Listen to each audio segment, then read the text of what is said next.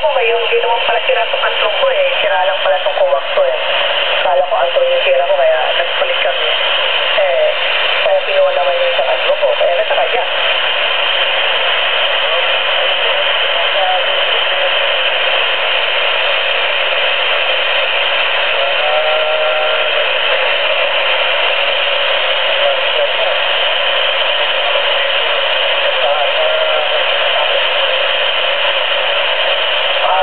Bigyan pa natin mga 2 minutes eh. Pag mga ano lang, 2 minutes lang ilipat na tayo doon at sarito tulong ko eh. Mukhang wala tayo, wala tayo pagpagasin dito, Maria. Actually, meron siyang kaso, sinabi niya, nagpaalam na siya, pinagkaroon tayo niya ng bote. Ito siya, at totoo na pati siya, tulungan siya. Meron siyang bata.